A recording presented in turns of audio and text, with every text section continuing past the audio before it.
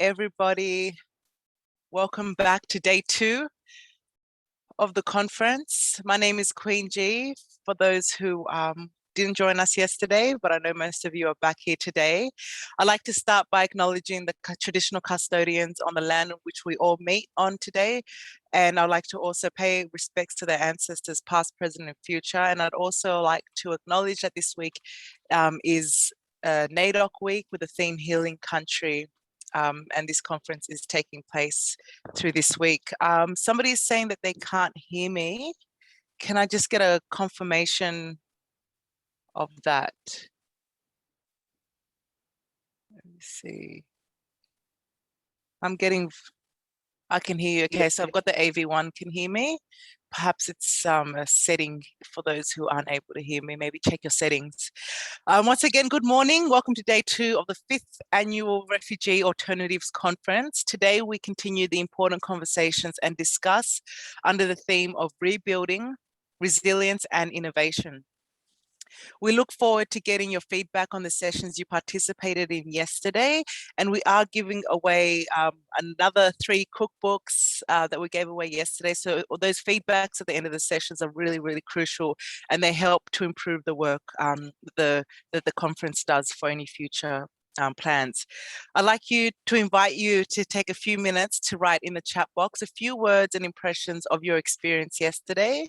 So if you want to take some time for everyone tuning in, anything that you got from yesterday, I found that the panels were very encouraging. I think one of I got a lot of insight out of the race, power and privilege panel. And I thought that was really well engaged and, almost like a workshop style, which was able to help me to understand furthermore, even though it's a topic that I'm, constantly discussing.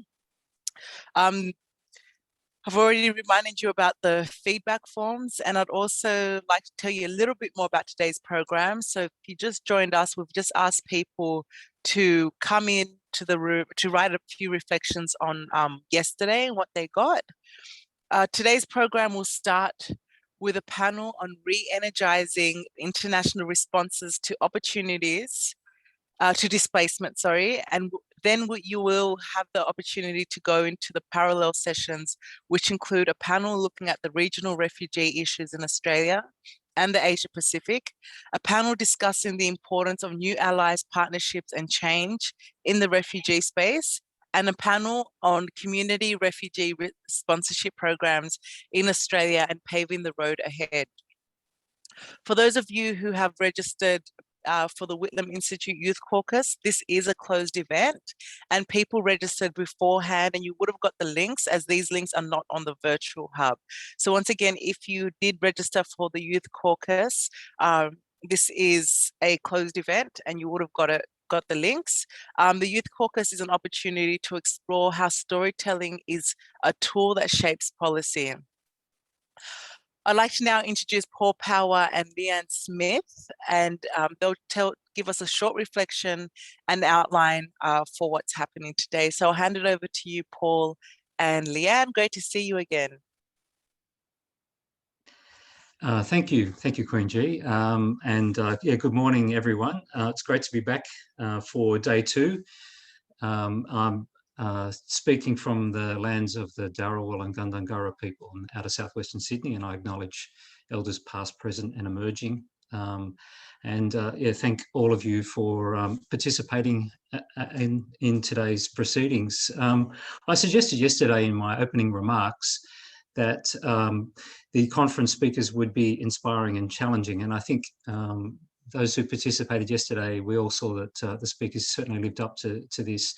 There's definitely no substitute for hearing directly from people who are directly affected by an issue. And we saw that yesterday with Salem Askari's comments in the closing session on temporary protection, and also from all of the panelists in the parallel session on the mental health and inclusion of forcibly displaced LGBTQI people. Just thinking of a couple of things that stuck in my mind. In the opening session, Atem pointed out that Australians who went through the traumatic experience of the massive bushfires 18 months ago are not defined by their trauma, but are seen by many Australians as heroic and resilient people. And who are now being helped to rebuild their lives. And I think that many of us are thinking about the question that Atem posed, which was, how do we embed dignity into our thinking in policy, service delivery, and the way we engage with refugee communities? How do we shift the language away from defining people as trauma victims to people who've gone through something difficult but have come through the other side as more empowered people? And those of us who attended the session on LGBTIQ mental health and inclusion heard a very direct statement from Renee Dixon, who said, if your organisation doesn't include LGBTIQ forcibly displaced people in a meaningful way, if your organisation does not encounter issues about LGBTIQ forced displacement, or if your organisation and your staff have had no training on LGBTIQ inclusion and you don't have an inclusion policy, you are not doing human rights work. I did say yesterday that if you missed out on the opportunity to see any of these sessions yesterday, that you would be able to catch up with them online. In the case of the LGBTIQ session, that actually won't be available online afterwards at the request of panelists, some of the panelists who are concerned about aspects of their story being shared more widely.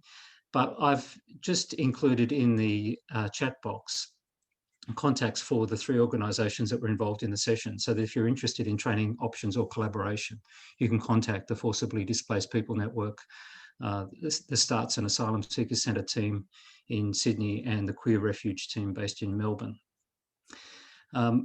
Also, throughout the day, through the Q&A option, rather than the chat box, but through the Q&A option, you'll have the opportunity to make your comments about what you're hearing. But we're also, for the closing session, which begins at 2:45, we're interested specifically in a reflection on one thing that captured your attention over these 2 days. It could be something that you previously didn't know, something that surprised you or moved you or inspired you. So as you go through the day, have something ready that you can share through the Q&A box that you're going to take away from the conference.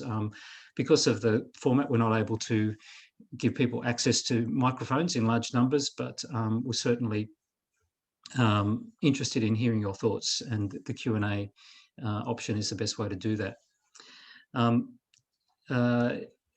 I think it's also important, on day 2 to acknowledge that this conference is a partnership with the Whitlam Institute within Western Sydney University, and we're really pleased to be able to host this conference in partnership with the Whitlam Institute, and very thankful for the support that Western Sydney University has given to the conference. Of course, we were planning to be at the Parramatta South Campus today, but we're online because of COVID restrictions. But yeah, we've really received great support from both the Whitlam Institute and the Western Sydney University. And we've also been generously supported by a host of sponsors, and I'd like to acknowledge the 2 principal sponsors, Australian Red Cross and the Colin Biggers and Paisley Foundation, for their support, as well as the other major partners and partners that you can see on the Refugee Alternatives website. Yesterday, I acknowledged the staff of the Refugee Council and the Whitlam Institute who are involved in planning the conference, but today I'd like to thank the 25 volunteers who have been and are involved in documenting the conference. And they're involved in coordinating our graphic design, our social media, website marketing, and also assisting with aspects of technical support. And the volunteers are being coordinated by Sitarah Mohammadi, who has been employed part-time by the Whitlam Institute for the past 2 to 3 months to bring the team together and support them. Javed and his team have been doing a lot of adjustment in the past 2 weeks as we've shifted from what was planned to be a hybrid conference to one which is fully online. So I'd just like to invite Javed to join us online and to introduce himself and the volunteer team. Javed, are you there?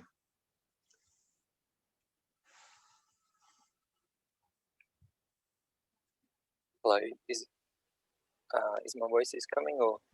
Yes, it is. Yeah, we can hear you. Okay. So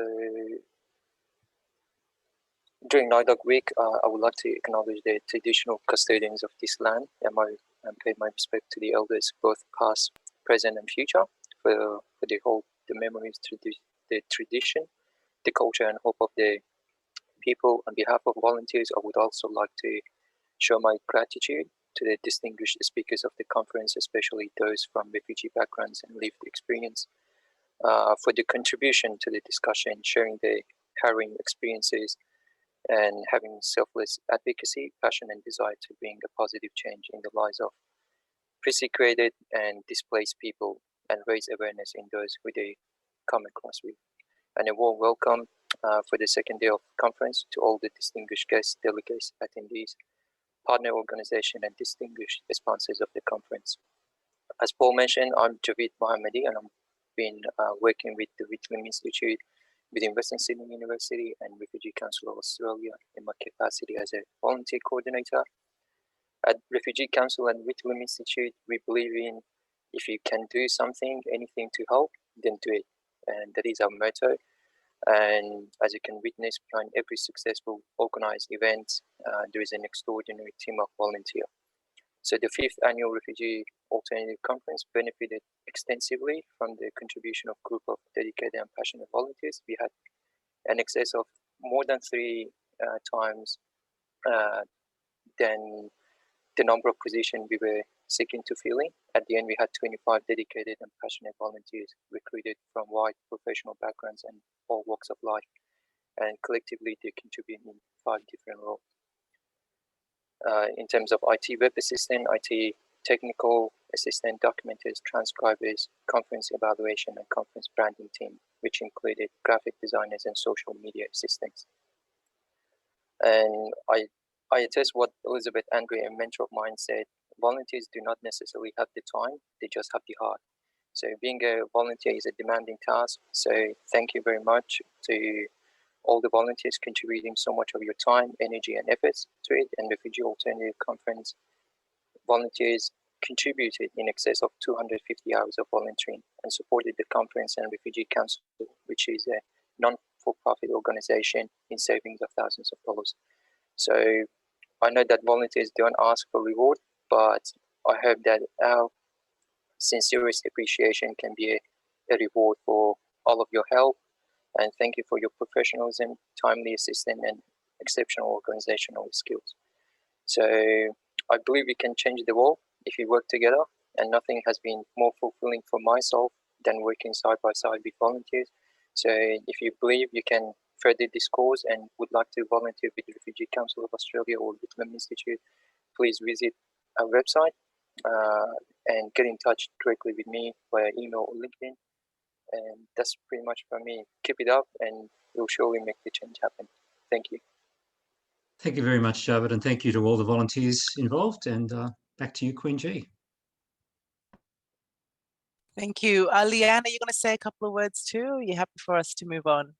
Oh, I'd like to, if you don't mind. That'd be great. Thanks. I just wanted to follow on the back of that and say thank you to Javid for doing such a great job of coordinating volunteers with us. I think I shed a little tear last night when we should have all been meeting together and eating together and talking together and dancing to some fantastic music together here face to face, but it is what it is, and we all have to just deal with that new reality. But I have to say, listening to some of the sessions that I tuned into yesterday, you could really feel the passion and the energy and the commitment that people were bringing to the conversation, and just so much goodwill that I thought was fantastic. So I had a lot of my team participating yesterday, and especially the younger members of my team, and I thought it was really instructive for me to hear some of the key takeaways they experienced yesterday. So I thought I'd just share some of those. This, for young people listening to the conversations yesterday, it was something of a revelation to hear that for people with lived experience, their refugee status can be so defining for them in ways that overtake every other part of who they are and what they stand for and what they're capable of. And the way that that is reinforced for people by the services they're trying to access. So that was a really interesting takeaway, I thought. Another takeaway was that so much of the best work is happening at the grassroots level. And what does that mean about the contribution of volunteers and local organisations? And how do we how do we shift the structure in terms of resources to focus resources at the level that's having the most impact in a cohesive way. Obviously, questions around intersectionality came up in a couple of the sessions, and we're just hearing that more and more and learning to understand what intersectionality means. It's a complex concept for people who haven't experienced those multiple identities. So that was very informative for some of our team. And I suppose two other points that struck them, the need for community advocacy to push government, particularly in relation to TPVs and SHEVs. Government policy is not going to change without a concerted, broad community advocacy campaign. So how do we reach out to parts of the community who aren't as attuned to what's happening? And I'd say through conferences like this and getting the recordings of this conference out would be one way that we can really help inform the broader community. People were really struck by some simple things that they just don't know, like how refugees access Medicare, the impact that access to Medicare and perceptions of access are having on COVID vaccination. People were really struck by some of the fantastic tools that were used yesterday, like the power wheel that was used in that fantastic afternoon session on power. Just speaks to people in a really interesting way. And also concepts for those of us who don't have lived experience as refugees. What does allyship mean? How do we stand up? How do we step aside? So lots of self-reflection for people.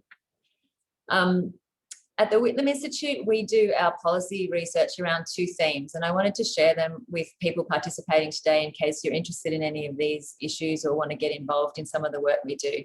So the two themes are Australia in the world and how Australia engages with the world. And the second theme is the future of Australian democracy.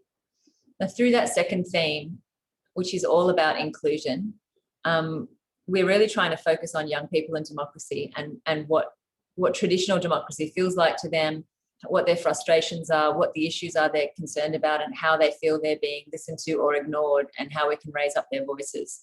And that's why we decided that for a substantive contribution to the conference this year, we wanted to do something with young people. So we are having this youth caucus this afternoon, and Queen G, I just wanted to note that it's not a closed session. It was when we were all going to be face-to-face in person. It was going to be a physical event here at the Whitlam Institute just for young people who could show up and be here. But since everything's gone online, it's only closed in the sense that it's only for young people. So this is a caucus by young people for young people. So if you're participating today and you're under 24 and you want to be part of that conversation, it's going to be about pathways to advocacy. So it'll be some presentations by young people who've chosen that advocacy pathway, and a conversation for young people about whether that's something that's right for them or that they're interested in. So if anyone's interested, just please reach out through the Q&A or the chat or to the organisers, and you can find details at whitlam.org if you want to register and sign up. So wishing everybody as constructive and informative a day as yesterday. I hope we all continue to learn something, and I'm super excited to hear the closing session to see what things we can take away from this investment of our time and energy and take forward together as a coalition of people who care about the human rights of refugees and people with that experience. Thanks again, Queen G, and good luck everyone for a great day. Thank you very much, Leanne. And thanks for clarifying that youth session. Just off the back of that kind of advocacy, I'm someone that uses music, I guess, as a form of advocacy. Speaking of music, here comes a music session. Yeah, I use my personal music as, kind of advocacy and storytelling, which we'll get to hear at the end of the day. But before we do start the first plenary session today, I'd like to remind the participants that all the links to the parallel sessions of the day will be found at the Humanities Virtual Hub, and the link to the Virtual Hub is found on the virtual ticket. And I'm also happy to announce, and I mentioned it earlier, that the Share a Meal, Share a Story cookbook was won by 3 people yesterday because they took a couple of minutes to share some feedback about the conference. So please do that, and we'll announce those winners at the end of the day. And remember to click the evaluation links or QR code, which happens at the end of each session, to go into the draw. And please leave your contact details so that somebody can contact you. And we have 3 more limited editions to give away today. And you can find those links once again on the Humanitics Virtual Hub. So I'd like to now introduce the first plenary session, Re-Energizing International Responses to Displacement. This session explores how different actors are re-energizing responses to forced displacement in the current context and beyond, from rebuilding resettlement to mobilizing communities and following up on commitments made at the inaugural Global Refugee Forum. I'd like to introduce Sitarah Mohammadi, Sitarah, who will be facilitating this session. They are a Melbourne-based human rights advocate. Sitarah Mohammadi is from Afghanistan, who spent 2019 as a provost scholar at the University of Oxford, undertaking studies in international relations, and completed a dissertation on Australia's refugee policy. Currently, she's undertaking her Juris Doctor Law at Monash University Law School in Melbourne. I apologize if I didn't pronounce your name properly, please correct me. And I'll hand it over to you. Thank you. Thanks, Queen. Thanks for the generous introductions. Good morning and good evening, wherever you may be joining us for this plenary session. It is my great pleasure to welcome you to the Refugee Alternatives Annual Conference. So as introduced, my name is Sitarah. I am currently undertaking my Juris Doctor in Law, and I'm also the Deputy Chair of the Asia Pacific Refugee Rights Network. At the outset, I would like to acknowledge the First Nations owners of the lands where we now stand today. I would like to pay my respects to their elders, customs, and creation spirits. I'd like to recognize that these lands have always been places of teaching, research, and learning. We acknowledge and thank the important work that Aboriginal and Torres Strait Islander people play within our community and their role in welcoming refugees and people seeking asylum in Australia. So in this session, we are going to have 40 minutes of presentations from our panelists, with 10 minutes per speaker, followed by a Q&A session where the audience will have a chance to ask the questions from our panelists. You can submit your questions at any time through the Q&A tab at the bottom of your screen, and you can also vote on questions you like. We'll try to get through as many questions as we can. So some housekeeping before we begin. Can I please ask everyone to stay muted unless you're speaking? And just to remind everyone that this is a respectful platform, and just to respect everyone's points throughout the discussions. So I now have the great pleasure of introducing our 4 speakers, whose full biographies can be found on the conference website. Firstly, Danijel Malbasa. Danijel is an industrial relations lawyer with Australia's largest blue-collar union. He experienced multiple wars in the former Yugoslavia and lived 4 years in a refugee camp. He came to Australia in 1999 on a UNHCR-referred humanitarian visa. Danijel volunteers at Refugee Legal Centre, where he assists refugees with visa applications and also helps organise monthly bridge meal sessions for LGBTIQ identifying refugees. Danijel is also on the National Refugee-led Advisory and Advocacy Committee. Welcome, Danijel. Secondly, we have Adrian Edwards. Adrian is the representative of the United Nations High Commissioner for Refugees in Canberra, with geographical responsibility for the region, including Australia, Nauru, New Zealand, and Papua New Guinea.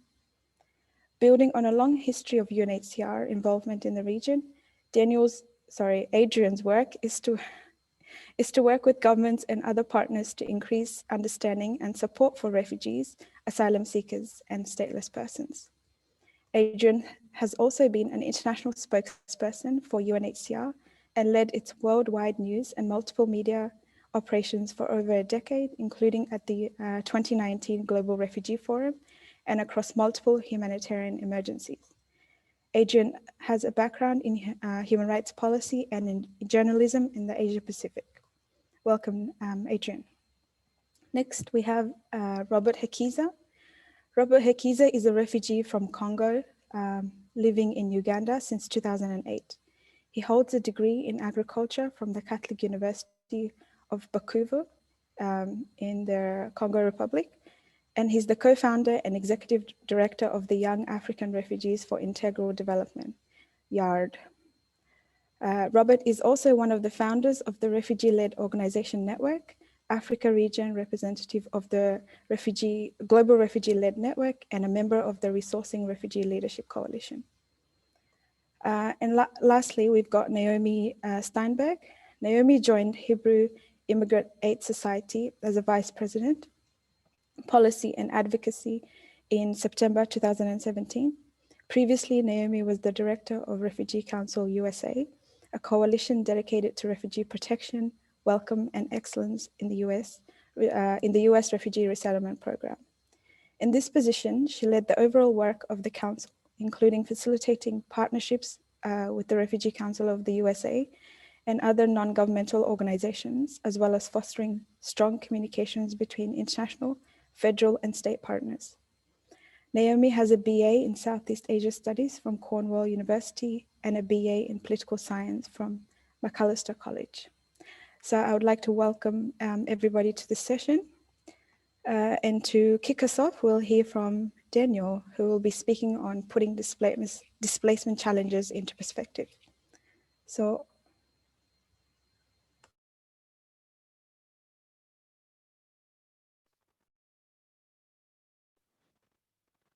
Great, thanks very much, Sitarah. It's great to be here at the Refugees Alternative Conference and to be joining with Adrian, Naomi, and Robert to talk about the global session. So I'll just briefly make some remarks about my own lived experience as a refugee, about how refugees have been represented, and about how refugees should be represented in a global context with a little bit of Australian flavour. So I came to Australia in 1999 by the United Nations High Commissioner for Refugees, the UNHCR. I came on my mother's humanitarian visa as a dependent refugee child. She was granted woman at risk visa because she was in a mixed ethnic marriage. She was stateless, she was undocumented, she was an internally displaced person, and she was also a war widow. So she qualified for the woman at risk visa. I became a refugee in 1995 after the Croatian War of Independence. My home was torched, my livestock was burnt alive, my father was killed, and a number of my other family members were killed. I went on to live for almost 5 years in a refugee camp on the outskirts of Kosovo. It was a large sewing machines and put blankets on the floor, like foam blankets, and that's how I lived with 700 other people lined up next to each other like sardines. So soon I would experience my second war after the NATO bombed Belgrade in 1999. So I essentially went from one civil war into another civil war. And we finally had enough. Enough of wars at that stage. So my mother applied for the humanitarian visa at the UNHCR embassy in Belgrade, and she was granted refugee status, and we came to Adelaide, Australia in 1999. So long story short,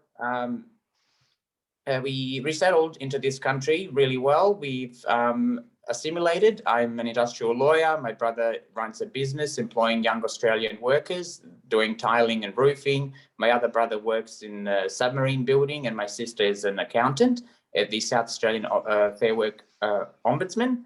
So essentially, we have been a net gain to this country. We've contributed more to this country than we ever cost it. And I really want people to understand that about refugees, that we are a net gain.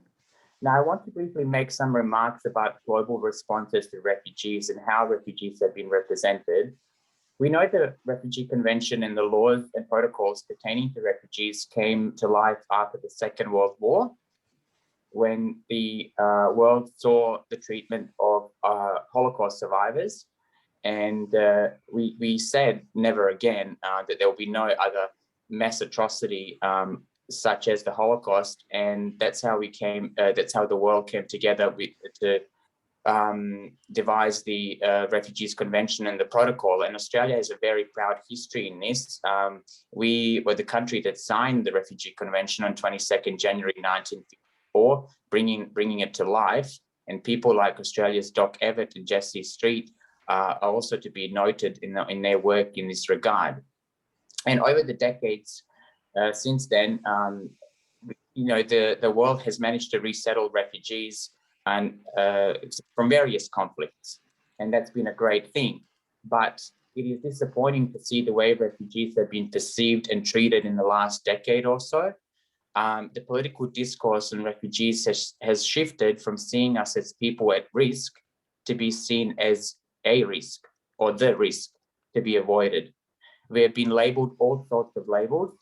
On the extreme and vulgar level, they have been called aliens, illegals, rapists, criminals, exiles. But even the terms refugee or asylum seekers, these terms strip us of our humanity, like some amorphous beings without colour, without names, without personalities, without history. And once you dehumanize a group of people, it makes it a lot easier to strip us of our rights, to detain us, to mistreat us, to erect walls and fences against us, to make it difficult for us to apply for protection, to have fair access to lawyers and courts and state-based support. After all, why would you help someone you cannot see as a full human being? I think this framing is wrong and we must push back against it. One way of doing that is to put humanity before labels. This means allowing people with a lived experience to have a platform such as this platform, to be able to have access to policy making, to editorial pieces, to think pieces, to equal access to the microphone as people without the lived experience working in this space. And in terms of how problems and or solutions have been framed, once again, I go back to the language we use. One of the irksome phrases in this is this idea of burden sharing or referring to refugees as a crisis, or using water-based references to refer to people. For example, a flood of refugees, an armada of refugees, a wave of refugees, like something from Jean Raspail's book, The Camp of Saints. This gives the issue a pattern of intractability and maligns an entire group of people and feeds into this narrative that somehow addressing forced displacement of people cannot be managed, that it's too burdensome, too cumbersome. I don't agree with that. The world managed to resettle millions of displaced Europeans after World War II. We managed to do the same for countless Vietnamese after the Vietnam War. My people, the Yugoslavs, were resettled across Canada, USA, Australia, and Western Europe. Balkans was once a region soaked in blood, yet only 20 years later, everybody wants to go on a holiday to my beautiful and breathtaking country of Croatia. So we can recover, we can rebuild. There are only 24 million refugees in a world of 7 billion people. Majority of the refugees only come from about 4 or 5 countries, yet the burden assisting these people rests on the backs of countries, developing countries.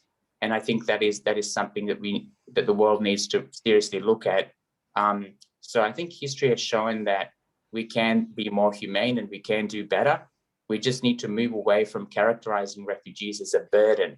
I much prefer the language of responsibility sharing, because we have a responsibility to other human beings fleeing a war and violence and conflict they had no cause causing.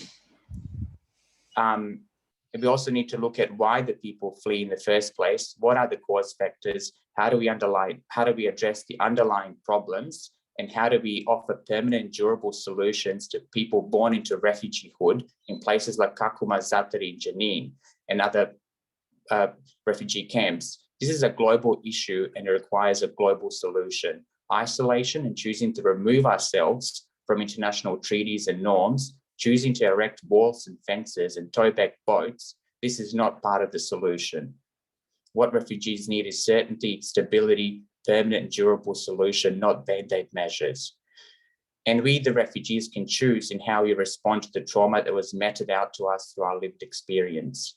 And one of those choices is to show up at events such as these and to put a human face to the issue of forced displacement. Thanks very much, Sitarah.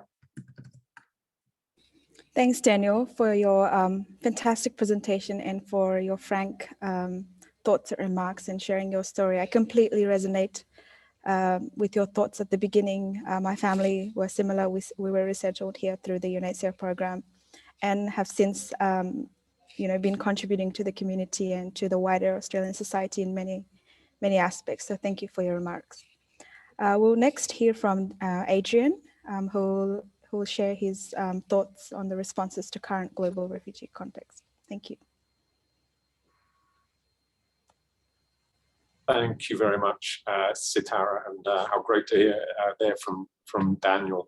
I'd like to start, as others have done, by acknowledging the traditional owners on whose land I'm speaking to you from today. This is the Ngunnawal and the Ngambri peoples. I acknowledge their elders past, present, and emerging. I'm really delighted to be able to speak to you today, particularly among such fellow speakers on the panel. Also great to see Queen and Leanne and Paula earlier. My name is Adrian Edwards. As you heard earlier, I'm the UNHCR representative here in the multi-country office, we call it, based in Canberra. I was listening to Daniel there talking about his experiences. I was just down the road from him, in a sense. I was in Podgorica in Montenegro until a few months ago, heading the UNHCR office there. And before that, I was working in an advocacy and communications role at UNHCR in Geneva, including at the Global Refugee Forum, which I'm going to come to in a moment. And I'd like to share with you some thoughts, in particularly about the GRF, the Refugee Forum. As you know, by my count, I think we're 19 months on from that. Its aim, as you know, was to reboot the response to the displacement of millions of people uprooted by war and persecution, but also, and this was critical, to support the communities that host them. And a lot has happened since, although, as you'll all know, not quite what anyone had expected. In fact, just 13 days after the GRF ended on a pretty late, actually, on a winter's evening in Geneva, came the first news from the Wuhan Municipal Health Commission in China's Hubei province that a cluster of pneumonia cases had been reported. So there we were, barely 2 weeks out from the GRF, this landmark moment, and suddenly the COVID-19 coronavirus pandemic had begun. Well, health-wise, we all know the pandemic has been universally bad for just about everyone. As of yesterday, the World Health Organization was reporting 185 million confirmed cases globally, just shy of 4 million deaths. But what we've also seen is that refugees, asylum seekers, those who are stateless, those who are displaced inside their own countries, have been particularly hard hit over these last year and a half. On the 17th of March last year, and with flights being cancelled around the world, countries closing borders, you might recall that UNHCR and IOM had to temporarily suspend resettlement. A call just a week later by the UN Secretary General for a global ceasefire to facilitate the COVID response. Well, I think we have to say that went broadly unanswered. In all, more than 160 countries closed borders, including in a majority of cases to people seeking asylum too. And we now know that despite the pandemic and closed borders, and lockdowns and all kinds of other measures to keep people home, 2020 saw more people being displaced than ever. At the end of the year, global displacement had risen to 82.4 million people. That's a 100% increase from just a decade earlier, and it's also a record high. We saw last year fewer asylum seekers than in recent years, only a slight increase in refugee numbers, and you'd expect that with the state of closed borders in many places. But we also saw at a global level, even in that environment, we saw that displacement rose and resettlement, this absolute lifeline for so many people, it stood at just 34,000 people worldwide for all of last year. The impact was devastating, and that was one of the lowest levels on resettlement that we've seen in a long time. So what I started with for you there is only a few of the numbers, and there's much more. As early as April of last year, our High Commissioner, Filippo Grandi, was warning also about the much longer term social and economic impact of the pandemic, and that this could ultimately be even bigger than the health problems. And indeed, the signs so far are that this is proving to be the case. 2 days ago, for example, at UNHCR, we published new data from around the world showing the pandemic's impact on displaced women and children, and prompting a warning from my colleague, Gillian Triggs. She's our Assistant High Commissioner for Protection, and many of you know her very well.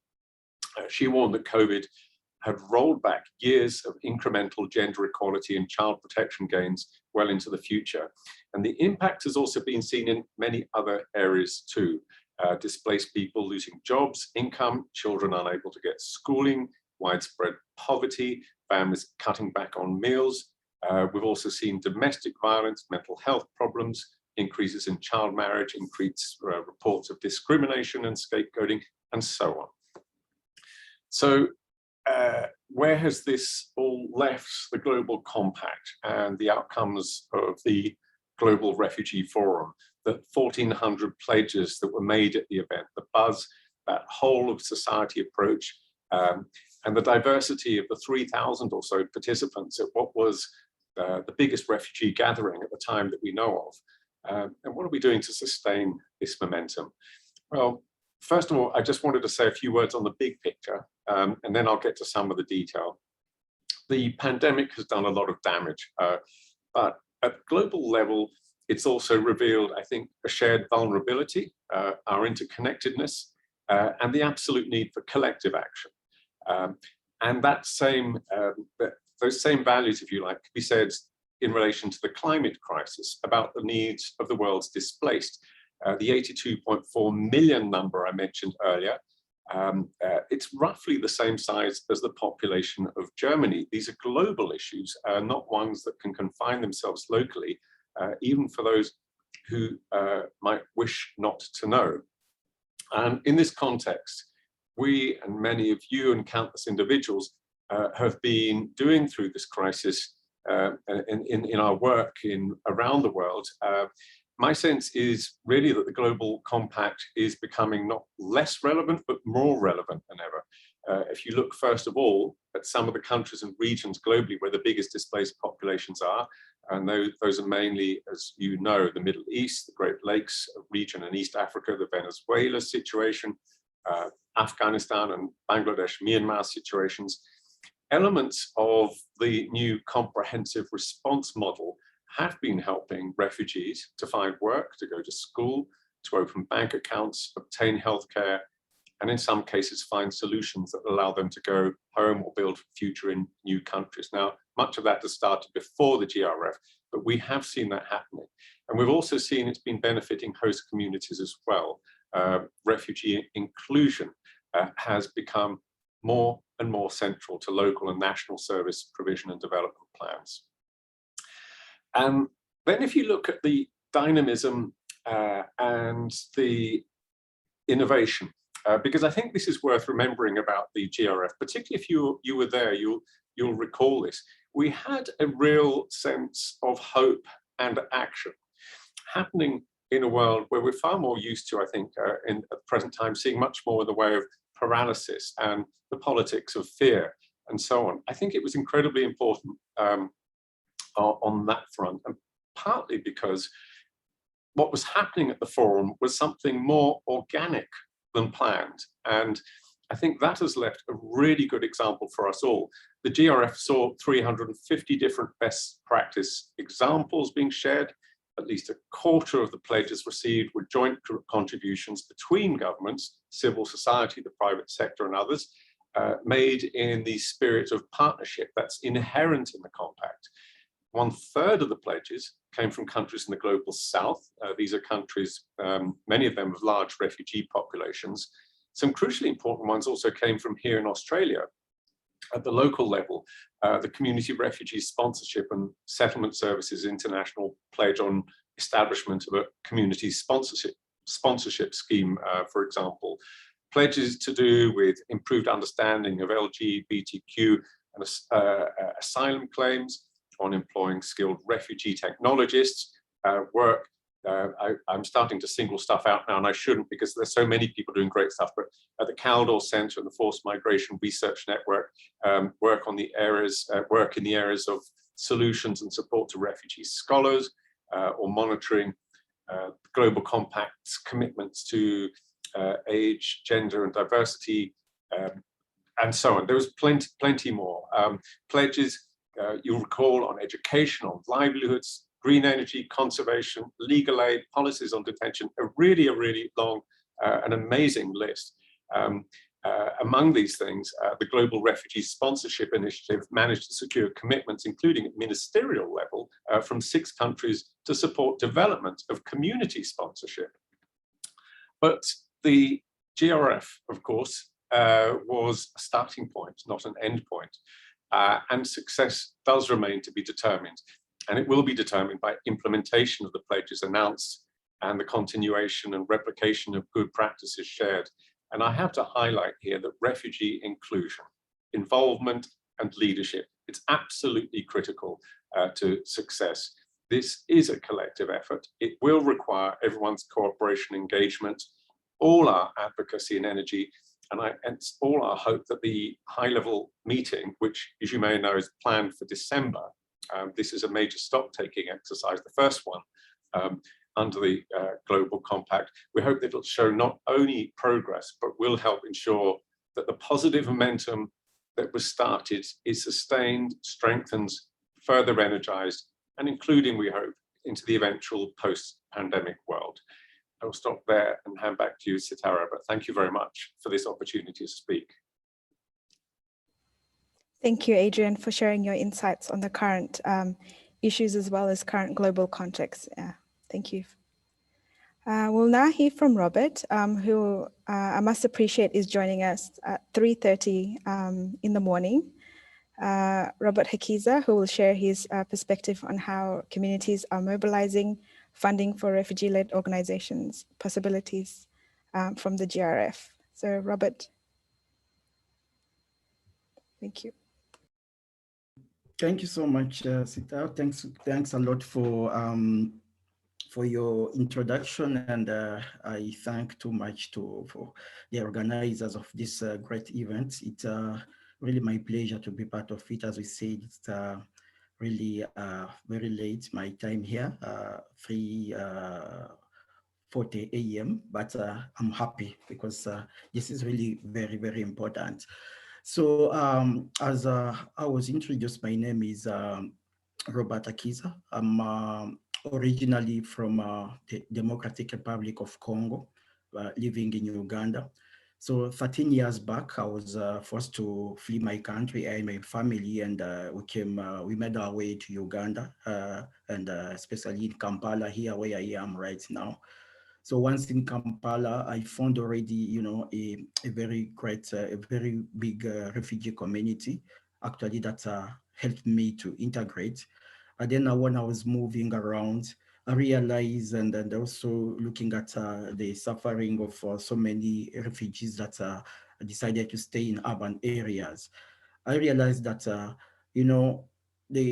the suffering that we're going through was really very huge. And when I look at myself, someone who came from Congo after actually completing my studies, I realized that there was no actually time for me to continue complaining, because the same suffering that others were going through, I was going through the same suffering as, that experience of displacement.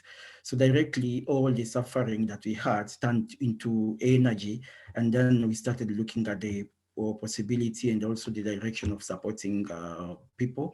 And that is where I and my other 2 colleagues, we started YARIS. It's a Young African Refugees for Integral Development, so which is a refugee-led organization.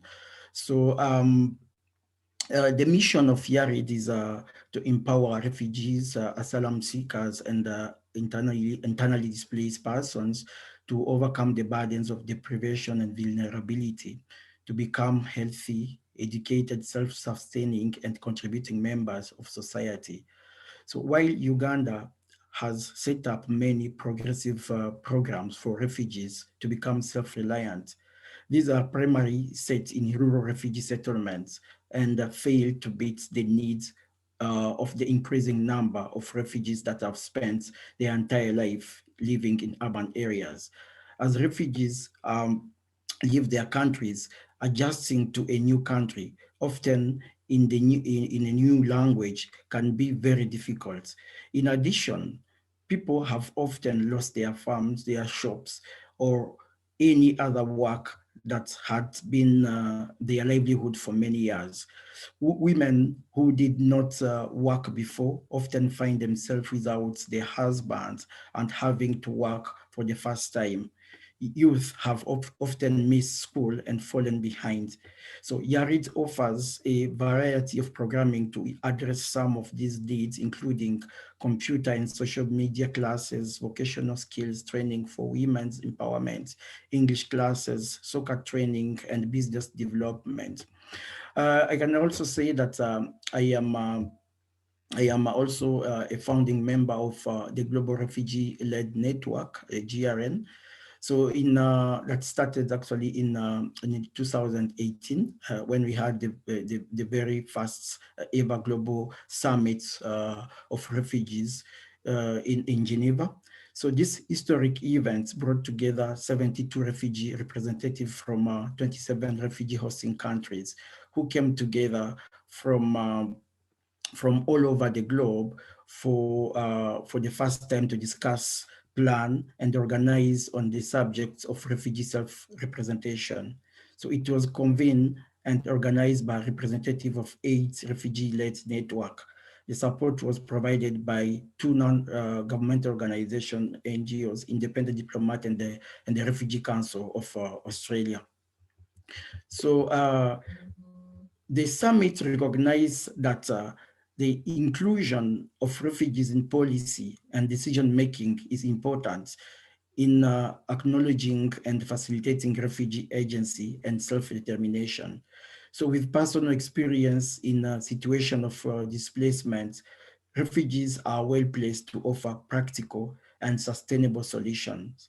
Refugees can be powerful agents of change, evidenced through their capacity to take change of building local communities and filling gaps in service and assistance. The summit also recognized that a major challenge in enabling refugee self-representation at an international level is the lack of opportunities for refugees representatives to come together and work collaboratively on areas of shared concern.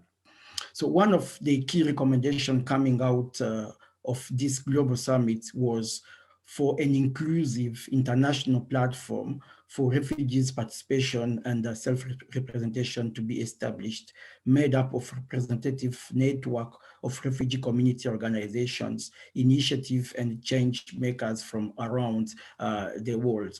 As a result of this summit, and of course, a steering committee retreat that took place in Amsterdam in January 2019, so the Global Refugee-led network was born.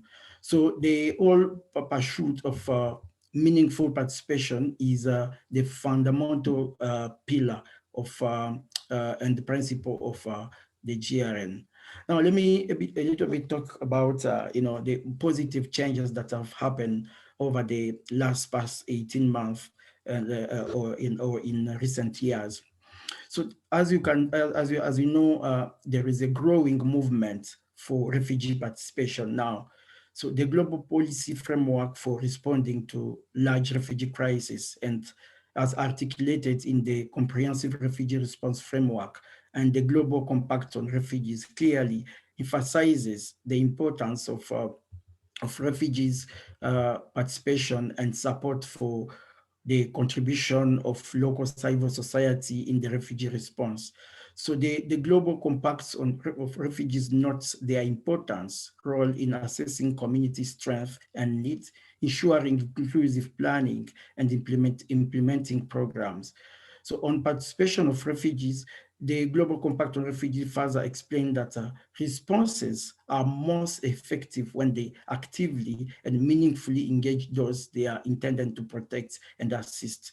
So the Global Compact on Refugee recommends strengthened consultative process that enable refugee and host community members to assist in designing appropriate, accessible, and inclusive responses, and the development of strategies for inclusion of refugees and the host community in key forums and processes.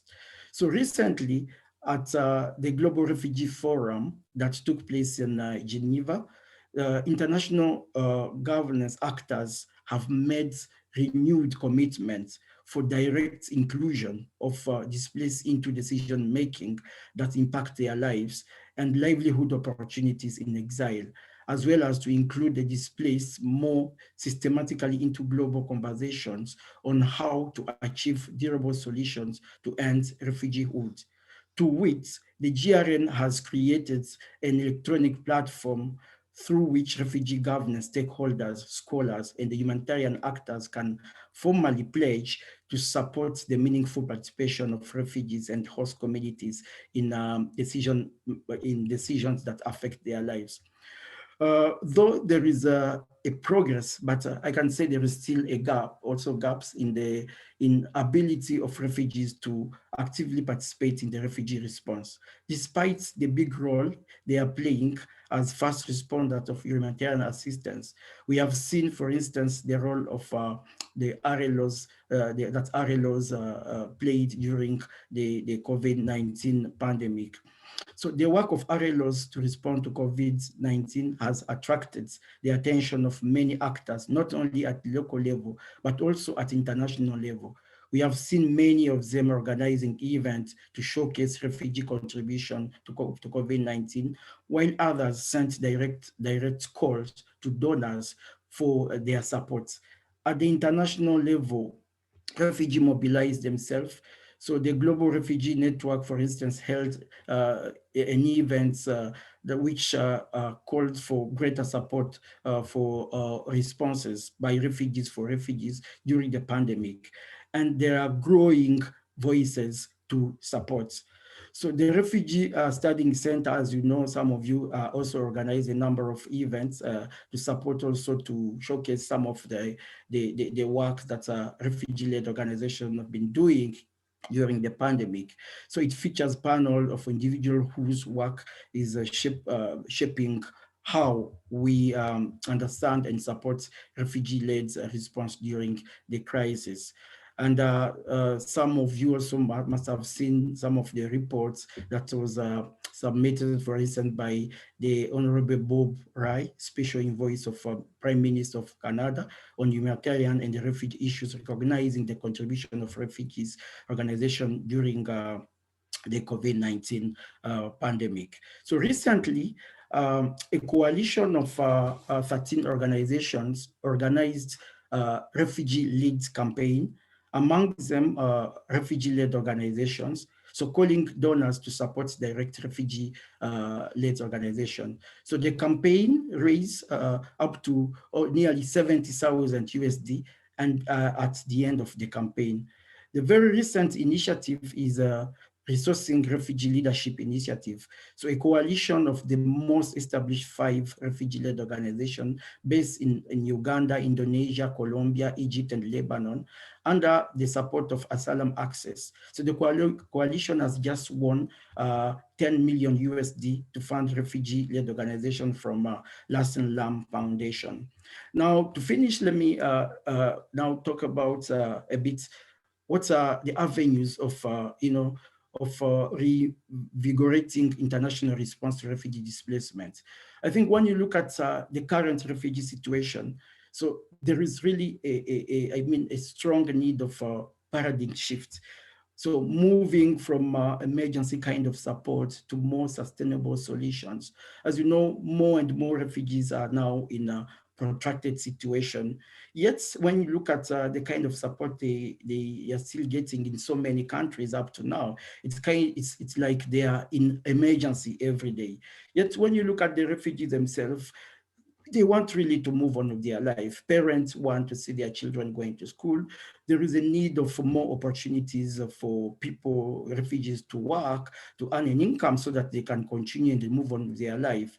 So, and I think this is really very, very important. And this need, the participation of all in these processes, because it cannot only be left in only some category of organization and the stakeholders.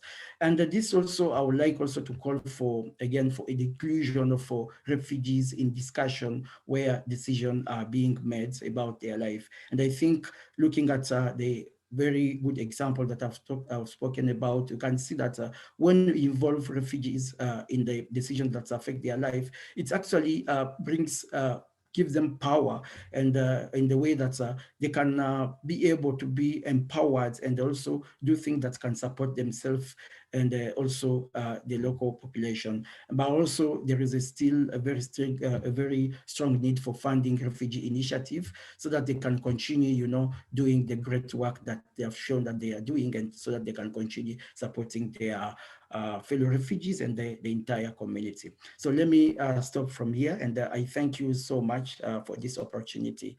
Thank you. Yeah. Thank you, Robert, for sharing your personal experiences as a refugee, as well as your important work and insight on this very important topic of meaningful participation of refugees. And we appreciate you joining us at this very early morning of your time. Thank you again. So we'll now get a US perspective on the topic, and we'll hear from Naomi Steinberg, who will share her insights on shifts in the US refugee policy and its implications for refugees and global responses. Thank you, Naomi.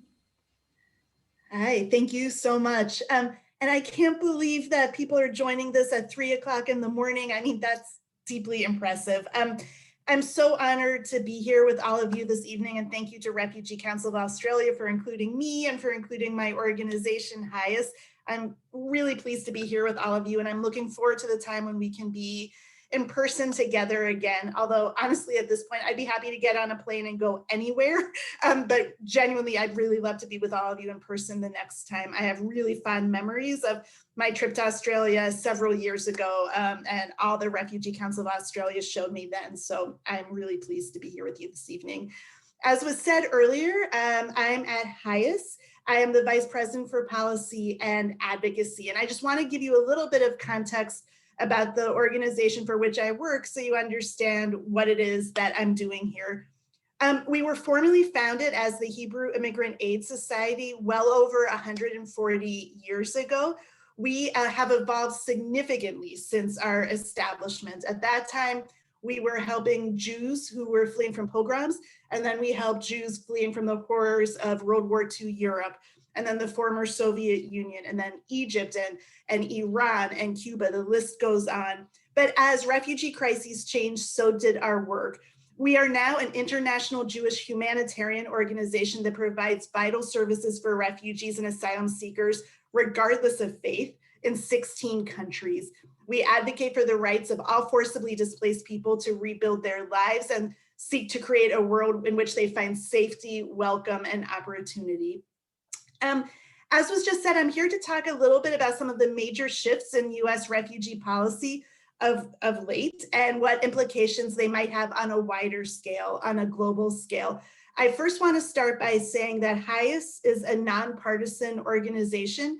It might sound that my comments are political, but I'm just speaking the facts, and some of what I say is inherently political because that's the topic of conversation. But just do want to underscore that I'm coming from a nonpartisan organization. So this might be the understatement of the year, but the last 4 years have been very difficult here in the United States from a US refugee protection perspective. It is not an exaggeration to say that it was rare for a week to go by without the US refugee admissions program or our resettlement program or the asylum system are both taking a major hit from the previous administration. I would literally wake up to my news, my alarm clock was the daily news, and just praying that I wasn't going to hear something on the radio that was directly related to my work, and I was frequently unsuccessful in that. It is not hyperbolic to say that the previous administration was laser focused on obliterating US refugee protection. The good news, though, is that we in the refugee advocacy community were just as laser focused as they were, except our focus was making sure that they weren't successful.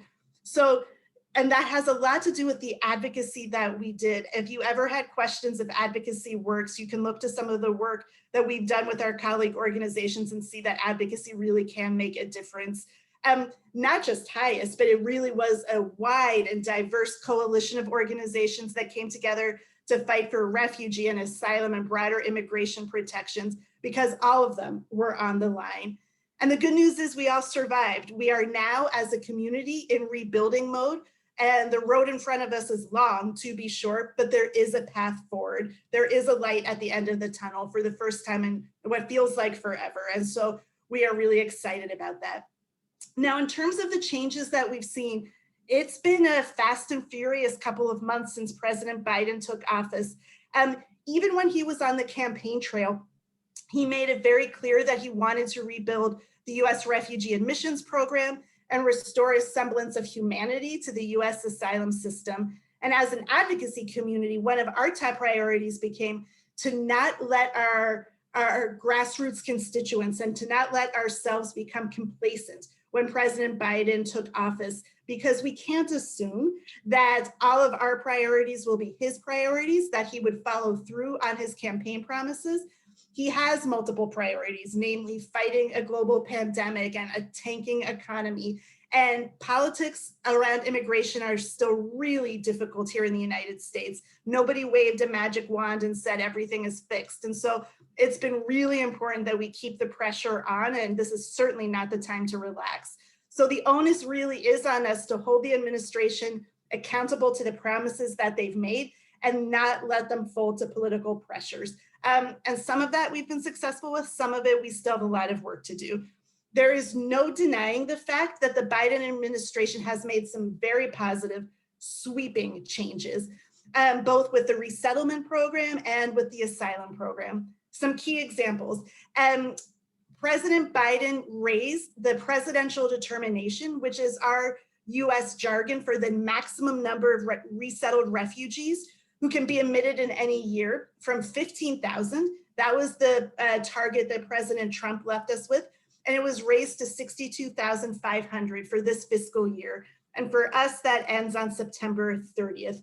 I should note, though, that President Biden initially said he would raise it to 62,500, and then they backtracked. And then they said, no, we're going to keep it at 15,000. And this was one of those moments where I was so extremely proud to be an advocate, because there was an outpouring of outrage about that from advocates, from faith groups, from congressional offices. And because of that pressure, they backtracked and went back to their 62,500 goal. It should be noted that we all understand that is aspirational. We are not even going to get close to achieving that number this year because we have so much rebuilding to do. But that number is important. It sends a message to Americans. It sends a message to the rest of the world that we are trying to get back into business. And it also helps us with budgetary planning and letting appropriators know, people who are in charge of our budget, that we need to make sure that we're fully funded as we rebuild. He also removed some exceedingly tight and discriminatory restrictions in the refugee allocations. And also, of course, on day one, he overturned what we call the Muslim and African bans, which severely limited the numbers of refugees and other immigrants from majority Muslim countries and from a handful of countries throughout Africa. And there are also efforts underway to streamline and make more efficient our refugee resettlement program. Now, there are also changes that are being made and rebuilding to help to rebuild the weekend domestic infrastructure. Many of the local resettlement agencies had to close, or those that didn't close had to severely curtail their refugee operations. So we're rebuilding those, and we have to do the same with our overseas infrastructure as well. Now, also, the asylum system took a major hit. And so from the very beginning, the Biden administration said, we're going to make some fundamental changes, many of which HIAS is extremely supportive of, including he ended the migration protection protocols, which we called the Remain in Mexico program, which was essentially offshore processing. The US border became a virtual wall. People couldn't come. People were forced to wait in Mexico, and then were only allowed to enter the United States when their cases were going to be heard in the immigration courts. They were sent to some of the most dangerous towns in Mexico along the US southern border. There were countless reports of people being kidnapped, sexually assaulted, even some murders. It was one of the most egregious policies from the Trump administration. We also had to contend with what were called the asylum cooperative agreements, which made it possible for the US to immediately send asylum seekers from Guatemala and El Salvador to Guatemala to have their asylum cases heard there, which would have been farcical were it not people's lives. But so the Biden administration immediately overturned the asylum cooperative agreements. One of the things that he has partially done, and we are counting on more changes in the coming weeks, actually, we're operating now under what is known as Title 42, which means nothing to anybody, that title, but it is an obscure code that allows the US government to keep immigrants from arriving in our country if it is thought that keeping them out would help our public health. So this was done under the guise of COVID, but we understand that the previous administration was looking for some way to use a public health rule to keep asylum seekers out. And then COVID gave them the perfect opportunity. Some exemptions have been allowed. Some of the most vulnerable people who were expelled to Mexico have now been allowed into the United States for their asylum cases to proceed, but a lot needs to still be done. For me, the bottom line from an advocacy perspective is things aren't perfect. I'm going to talk about some of the challenges now. But for us, the difference is we have access again. We didn't have access to the Trump administration. We couldn't just call colleagues in the White House and say, we have concerns. That door was shut to us. And so now we have access again and really have trust that even though the administration won't always make decisions with which we agree, and that has happened multiple times already, that there is an interest in doing the right thing by refugees and that they are operating with good intentions. And many of the people who are now staffing some of these jobs in the administration come from the refugee advocacy community, which also gives us a great deal of confidence. Now, with all that being said, there are still significant challenges. One of which is that, as I mentioned earlier, immigration politics, refugee politics, asylum politics, they are not popular issues in the United States. At least that's what the political media would have you believe. That's what a certain subset of politicians would have you believe. And we have seen that the Biden administration has been particularly sensitive to the optics of what's changing some of the Trump administration's rules would look like. And we have found that caution has slowed them down to the point of really allowing some really egregious policies to go longer than they should. For example, Title 42, which I just mentioned, which resulted in thousands upon thousands upon thousands of people immediately being expelled from our border without even having the opportunity to say, I'm seeking protection, I need to seek asylum. That is still on the books, it is still happening. And even though exemptions are starting to be made, and even though we expect some substantial changes to be made in the coming weeks, the fact that this still exists really points to the fact that the administration has been extremely cautious about how they want to move on these things because they don't want to be seen as being soft on the border. And we know this isn't us just guessing. They've been transparent about that, how they're trying to balance what they know to be right with some real political pressures. And then also I would say that a major challenge is it's not hard to destroy things. The previous administration, as I said, was focused on doing this. And you can do that pretty quickly if you want to. It takes a lot more time to rebuild. You can't just turn on the faucet and all of a sudden have a thriving resettlement program again, or a legal asylum system again. It is going to take us time to rebuild what was destroyed. And so So we need to balance the urgency with the reality that this is going to take a little bit of time to rebuild. And then last but not least, in terms of the challenges, I just want to say that it is going to take time to rebuild political support. What we saw over the last 4 years, particularly with the resettlement program, was somewhat of a political anomaly. Our resettlement program has long had, for decades, has had bipartisan support, but that's not the case right now. Even though there are people from both parties who are very supportive of refugee resettlement and what refugee resettlement has done for our country, it's very hard for them to speak up politically in public and say so. So much of the work that I and my colleagues do is trying to lower the temperature here in Washington, D.C., and to be able to have really good faith discussions with people about what these programs mean to us as a country. And we're really hoping that in time, this will no longer be the political liability that it has been for the last couple of, well, for more than the last couple of years. And then I lied, I said last but not least, but I have one more, and that is that, you know, we are still struggling, like all countries are, with a consistent presence of xenophobia and anti-refugee and Islamophobia in the United States. That doesn't go away overnight. Those have been trends that have been with us for a very long time. And so while we're working on rebuilding bipartisan support, we also are trying to combat all of those too. You know, so we have our work cut out for us, and you know, we're gonna keep at it. And then the last thing I will say, not related to the challenges, I was also asked to talk a little bit about what these changes in the US might mean for the global refugee protection mechanisms. And I will just say, you know, that for better or worse, the world really does pay attention to what the US does on refugee protection. When we retreated over the last 4 years and rolled up our welcome mat completely, the resettlement gap, for example, that we left was not filled by other countries. And so, you know, we tend to set trends for better or for worse. And what we now need to do is really get our house in order. We can't talk about other countries respecting asylum rights and respecting international law and not sending people back to harm if we are not doing the same. And so from my perspective, our first priority is to make sure that our house is in order, but at the same time, also recognizing the weight of the decisions that are made here.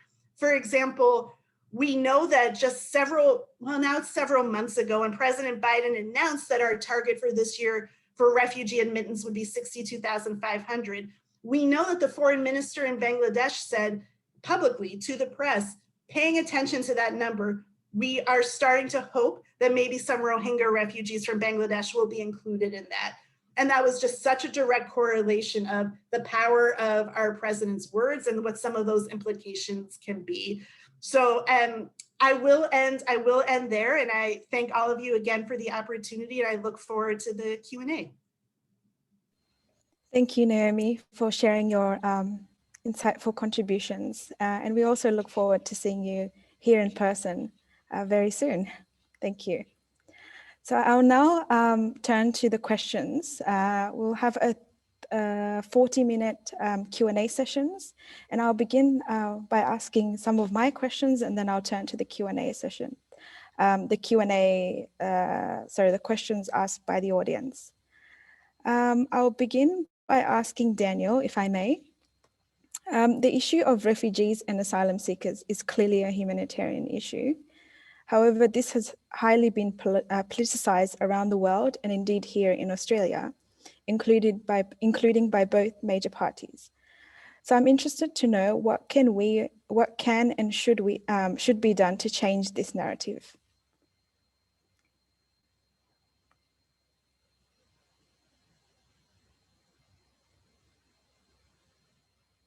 Yes, thank you, Sitarah. So I think one way of changing the narrative is to actually make people, visualize people who are at the heart of this issue, to sort of give them contours, give them their humanity back, and basically, platform people such as refugees, people who are at the heart of this issue, so that they can share their own stories and they can humanize the debate. I mean, we've seen how Australia galvanized around the Biloela family, Kopika, Veronica, Nades, and Priya. The entire community in Queensland got together and around Australia because the family was humanized. They were given names, they were given identities, they were community members. So I think one way of changing the narrative is to make sure that whenever we do advocacy, we always reach out to people with a lived experience and bring them along, and we humanize this debate. And so, look, in Australia, I think we are moving in the right direction in that regard. I mean, when you think about it, look at all the organizations that we've got supporting refugees. For example, mums for refugees, grandmothers for refugees, unionists for refugees, Labor for refugees, rural and regional Australians for refugees. There is a lot of goodwill out there. The unfortunate thing is that those narratives are not being shared in the media and across the dialogue and rhetoric when it comes to refugees.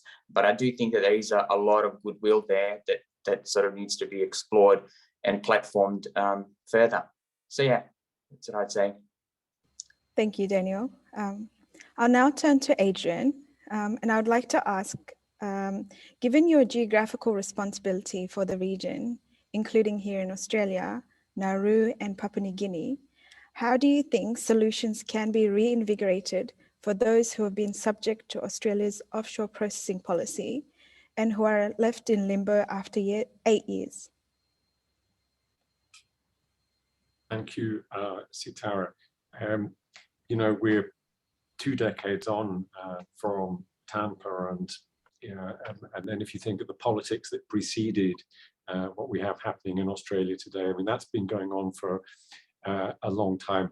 There, you know, we have to.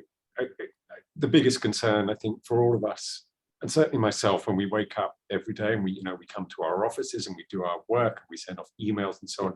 But you have to, at some point, you have to realize that out there, sitting, you know, whether it's in Nauru or PNG or in one of the many other places in the world where people are put into this situation, there's real people sitting there right now today as we're discussing here, and you know, what can we do to find real solutions, practical solutions for them.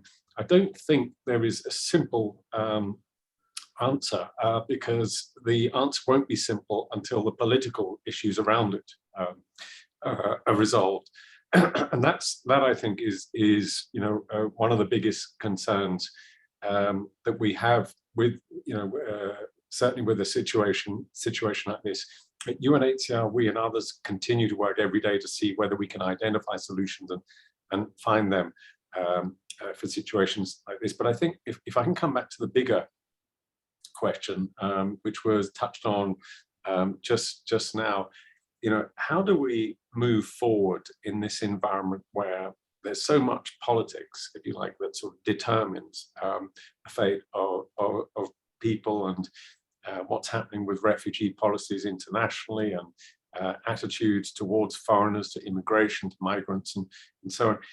I just wanted to make one point there that I think it's worth stepping back a little bit from it and sort of recognizing the context we're all in here, because at the very big picture level, we're living, all of us, in a time of extraordinary change, extraordinary mobility, even if you like, sort of within the pandemic, the possibility to travel from one part of the world to another is probably greater today still than it probably ever has been, whether it's the internet, whether it's connectivity, whether it's many other things happening in how we communicate and so on. We all know we're living in a time of extreme volatility, a tremendous speed with which changes are happening. And we can see globally, if we look at these situations, the sources of many of the conflicts we see globally, whether that's the Middle East or, you know, across the Sahel or elsewhere, that much of this often comes back to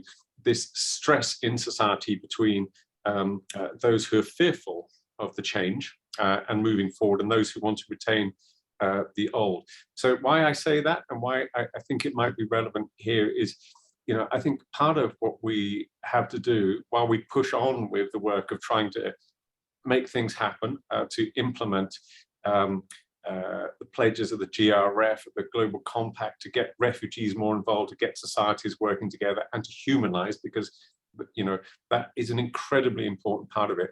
I think we also have to humanize those who are in fear. You know, fear is an understandable human emotion. I think we have to recognize it's out there. The problem with fear is it tends to generate paralysis, or it tends to generate political opportunity for paralysis. I mean, you know, look at this worldwide, and I'm not singling out any country here, but, you know, don't strongmen love refugees and immigrants? It creates the wrong kind of instinct. But I think, you know, part of the solution to what we're dealing with lies in recognizing, understanding that fear is a natural emotion. How can we channel that into better work, better energies moving forward? And the same applies whether we're talking about, you know, work with refugees, migrants, whether it's to do with climate change, whether it's to do with other issues. I think understanding that these are sort of fairly natural emotions in society going on, and seeing what we can do to understand each other and work forward with that, I think is a very important part of that. I'll maybe stop there, and I apologize because I've given you a really big and vague sort of answer rather than a specific one, but I don't think there are simple and short answers, unfortunately, to many of the issues that we're all dealing with. Otherwise, probably we would have made faster and better progress on some of them years ago. But the thing is not to give up and to keep persevering and seeing if we can find ways of working together to get solutions that really matter to the individuals, including those who are detained or in offshore locations right now, this morning, today. Absolutely. Thank you, Adrian. Robert, if I may turn to you now. I'm interested to hear your thoughts, and you touched on this as well in your presentation before, on the movement of meaningful participation of refugees. How significant has the progress of meaningful participation of refugees been, and where do you envision it will go in the future? Thank you so much, Sitarah, for the question. And as I said in my presentation, and as all of us have been seeing the last few years, there is a growing support for refugee participations, and but both at the policy level, but also at the organization level. And this, to me, I think it's a great move. It's a great move compared to on how things used to be some years back as well. Of course, and I said it in my presentation that though there is that growing support for refugee participation, I think there are still also so many gaps, and gaps in the side of the policies. Of course, we have we talk about the global compact on refugees and the CRF. I think they are very, very interesting and very nice things that have been mentioned in those policies, but which to me, I think still need to be implemented, because I think it doesn't make sense to have very good policies that are not implemented. So that's why I say there are still some gaps, but there is hope that where we are going, things are going to improve. And of course, we are talking about refugee participation, refugee meaningful participation. I can say that looking at the current situation, this is the only way to go. And this has been proved that it can work if supported. So there is hope for the better in the future. Thank you. Thank you, Robert. Naomi, if I may turn to you now. The US has resettled an incredible 3.1 million refugees over the past 40 years, and has obviously been a central player in global resettlement efforts. How do you think the recent commitment by the Biden administration to rebuild the US resettlement program can be used to leverage or influence other countries to increase their resettlement quotas, or for host countries to provide stronger protections for those who are not resettled? It's a really good question, not one with necessarily an easy answer. I would say that, that as I mentioned in my remarks, I think the first step is that we need to not just speak the right words, we really need to put action behind it. And we really need to be able to show that as a whole, the entire US refugee resettlement community, that's everybody from President Biden all the way down to the most local, resettlement agencies that welcome newcomers, that we are all acting out the values of the U.S. Refugee Resettlement Program, and that that has not been the case in Washington, D.C. in our political sphere for a while. And so we really need to make sure that all of the detrimental policies that were introduced over the past 4 years, all of the frankly illegal asylum policies that were operational over the last 4 years, that they are all overturned. And importantly, that those who were victims to those policies have opportunities for redress. That's not to say that they should automatically be granted asylum, but they should be granted the opportunity to exercise their legal right to seek protection here. And so I think until we do that, or until we're really able to show the global community that those steps are in progress, and I think we are there. I think we are starting to be able to show, or we're almost there. We're starting to be able to show that progress is being made. That, it's hard for other places to take us seriously, but we are making progress. And so a lot of this is around the narrative that we tell, and to be able to show people these are the changes that are being made. And in spite of the fact that we have so much more to do, we have made really good progress already. The Biden administration has made some very important, very big changes already. But then I think it is also showing and making this as transparent as possible. We don't magically just resettle thousands and thousands of people a year when our programs are functioning. We have a really well tried system of combining community support with government support, and having very creative and original programs that help newcomers get on their feet, regardless of the challenges that they've been through. We have very tailored programming. And to demystify some of this, to be very clear about, it's not easy. Refugee resettlement isn't easy, but this is how we've done it. This is where we've made mistakes. This is where we're improving it. And also to be able to offer then some of that really concrete technical assistance for other countries that are thinking about rebuilding their programs. I also really do go back to thinking, though, that a lot of this is the example setting that we haven't been doing in the right way. And then last but not least, I know that for, let's say, major refugee populations, and by major, I mean in terms of numbers.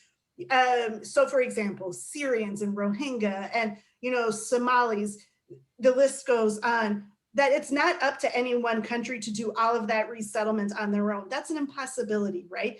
And so for the US to be back at the table to say that we are committing to taking X number of those who are in need of resettlement, but we can only do that if other resettlement countries step up and do the same, for what they are able to do. I think that voice has been missing for us to be able to say, we're going to put our time and our resources and our expertise in, but we expect other countries to do the same. I think that will be an important piece of the puzzle as well. Yep.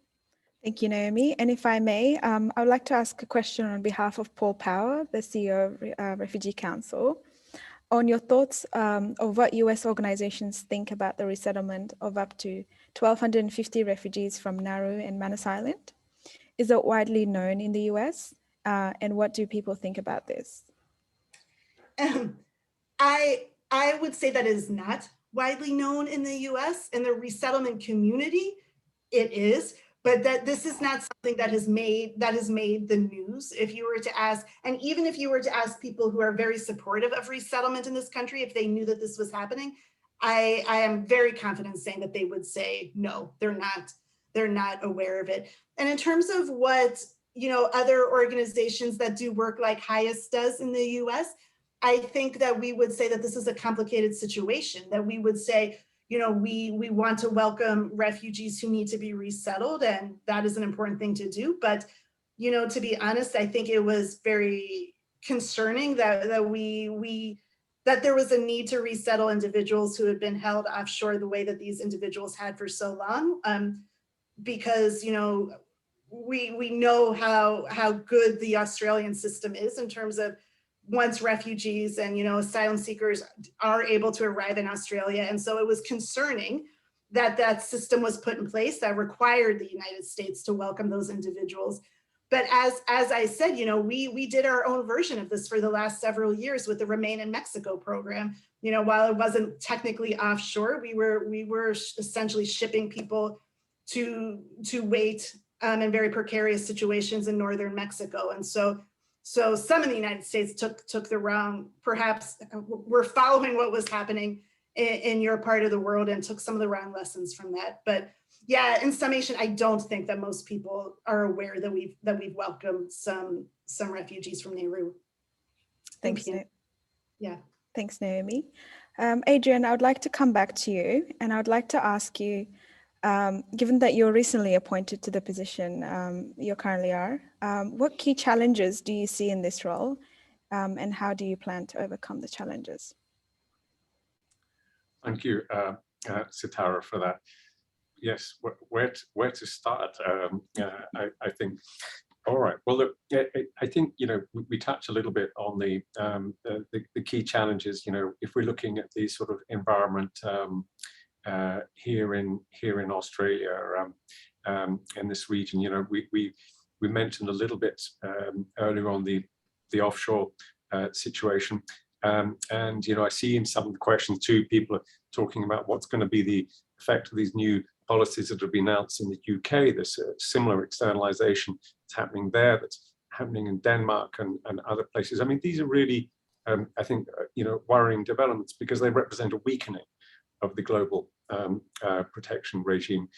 Here, I think another great challenge that we all deal with is, of course, the use of detention. UNHCR has a global policy on detention when it comes to asylum seekers and refugees, which is essentially to avoid it wherever possible. And that really does mean avoid it where possible. Or if that cannot be done, keep it time limited and so on. There we can, I think it's crucial that sort of the work continues in that area to try and make progress there, see whether things can be done, monitoring of facilities, counseling lines, engaging at the political level, parliamentary advocacy. This is all the kind of work that we do and have done for many years. But I think, this is another very, very important area of work to continue working with the community, whether it's with the government, with others here to see if we can make progress in this area. If I can mention one other very big challenge, and this really comes back once again to the GRF, which I guess is my main sort of area of messaging and that I'm trying to convey to you all this morning. If you look at the nearly 200 countries globally, around about a quarter of those either host large refugee populations or donate or support those situations. Now, we need to find a way to expand that. We need, I think, too, to find a way for countries to recognize more that they have a big international role to play. We're fortunate in this region here in Australia, New Zealand too. We have countries that do fund and support and donate towards these situations around the world, but that remains really a crucial area that we have to grow and build, because there's a tendency for that rate of support still to fall behind of the needs. I think the GRF really offers some significant ways forward. I've seen, actually I'm being amazed by what I'm seeing so far since I've arrived in Australia, looking at what's happening in terms of settlement and activities going on in the community here, because I think that's the real gold. I mean, there's some really amazing stuff there, but we need to try and take these best examples, get better recognition of those outside Australia, and we need to address the big picture stuff too, which is so needed if we're going to, I think, make a serious headway in pushing the GRF forward, in trying to get pledges implemented and trying to get more buy-in to this over the next months and years. Thank you, Adrian. I would like to now turn to the audience questions. And we've got Emily Perkins, who's asking, What are the mechanisms of the UNHCR in Canberra in pushing for Australia's government to come to an immediate end of the detention of people seeking asylum? I guess that's a question for me. Maybe a little bit touched on that earlier. Well, you know, as I said, some of the work we do in that, it's monitoring of these facilities. It's not just us, it's others do this. This is all very, very important. Counselling, being able to speak to people, because we see the tremendous mental health impact on people, particularly those detained over a period in time. Engaging at the political level, I think that's incredibly important, and working through those discussions, understanding what the options are there creative solutions to this that can be found. Parliamentary advocacy, that's work we do, submission to committees, raising issues too at the international level, including at the UPR and other areas. I think it's continued advocacy that we have to do with this, and looking to what can we identify. I mean, we're a solutions-oriented, at UNHCR, that's our goal, is to try and help find answers and solutions to things. And I think it's the same that many of us do working in this sector. We have to work to continue to try and look for the practical solutions to this. But maybe I stop there. Thanks, Adrian. Robert, I would like to ask you a question. What is the process of electing the GRN steering committee? The person who's anonymous has asked this question, and they've said that they went through the website and it seems to see the same refugee steering committee faces of 2018 still there. How does the GRN elect new steering committee members? Is there systematic elections? What is the process to build the capacities of new refugees to become leaders?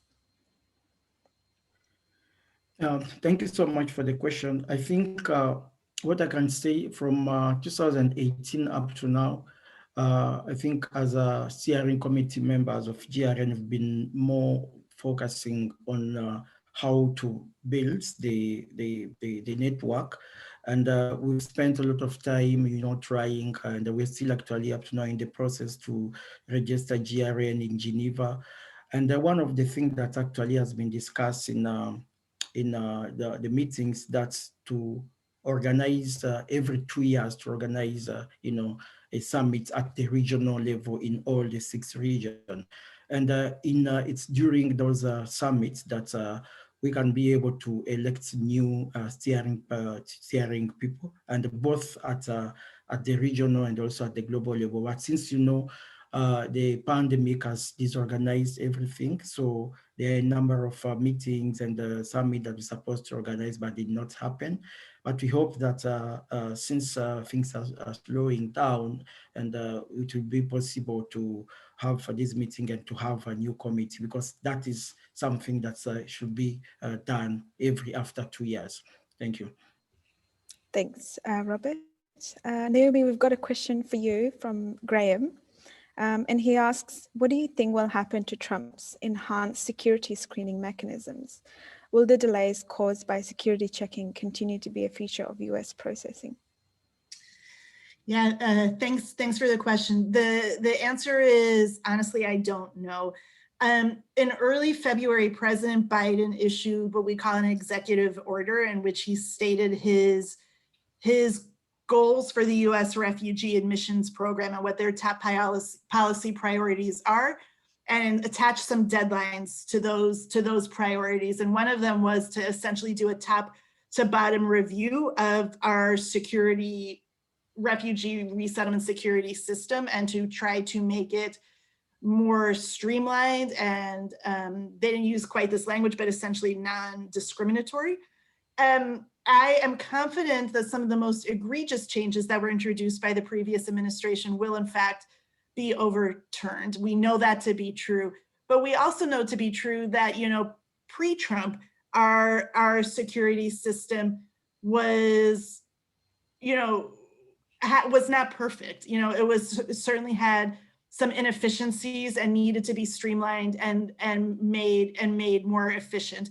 And so the work will still be cut out for us. I do think it will be better than it was the past 4 years, but better isn't perfect. We will still have work to do, but I do think that we know that the most damaging changes that were made to the security checks will be overturned. But it's going to be, that's a long-term process. That is not going to be fixed, whatever that means, in the next year or 2 years. That's going to be a long road.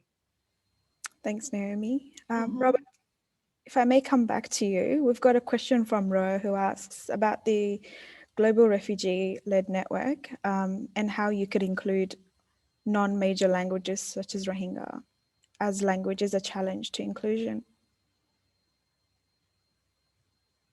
If I get the question right, I think we are trying as much as we can to include, the languages that are, and especially the ones that are spoken by refugees.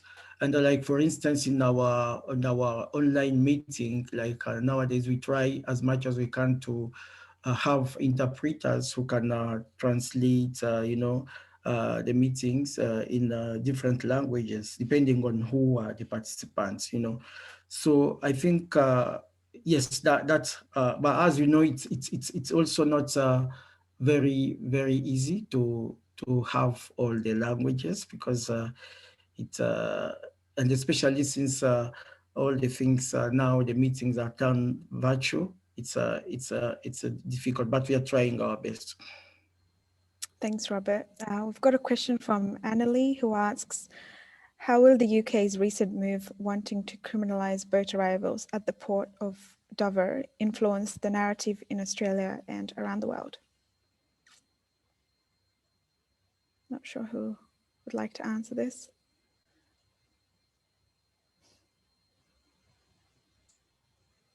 I can give it a try. Thanks, Adrian. All right, thank you for the question. Of course, we've all seen the news overnight and yesterday on this, and I think that takes a time for any of us to do a sort of proper analysis of what's happened and so on.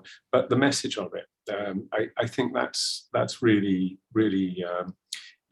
important. Exporting asylum, criminalizing people who arrive at borders, this really is not an answer to a problem. It's a non-answer, if you like. And it's, in fact, it's very, very worrying when you see developments like this, because of the repercussions they have for the global protection environment. I mentioned when I was speaking earlier, the fact that we have record numbers of people displaced globally. That is not a blip. It's not a one-off thing that we can ignore and hope that it will go away. This now is becoming an established 21st century trend. We're at very different levels to where we were in the 1990s. For example, even with the sort of conflicts in the Balkans and the Great Lakes region and so on, then, these are high numbers which are here to stay. They're continuing to rise. And I think, it's really important we try and find a way to get into a discussion about how we work towards solutions, real solutions and real meaningful solutions to this. They are challenges. All communities, societies, I think, have difficulty dealing with large numbers of people arriving in countries. That's part of the politics of the world that we're in. And to some extent, it's understandable. The answers are not, however, lying in criminalization of people seeking asylum or externalization. We've seen the harmful effects of those policies. They don't help the global protection environment. And so I think, it's an area that will require continued advocacy to try and work towards more constructive solutions, if you like, and measures that genuinely do help people. Asylum, the last point I want to make, I think it's sometimes worth reminding people, we're not dealing with new phenomena entirely today. Refugees didn't start with the Refugee Convention. They didn't start in the 17th century with the expulsion of Protestant Huguenots from France, where we often think of the term refugee as having originated. I mean, if we look back thousands of years, we can see references to asylum and the need to protect people fleeing wars and persecution in texts from the great civilizations of the Middle East 3.5 millennia ago. These are age-old problems. Refugees are as old as the world. We have to find better answers than putting up the barricades, criminalizing processes, and find real solutions to people, to the human rights needs that people bring with them and present. Thank you, Adrian. I'd like to ask a question, which is anonymous. Is there any advocacy support in Australia or the US being done to help Venezuelan refugees resettlement?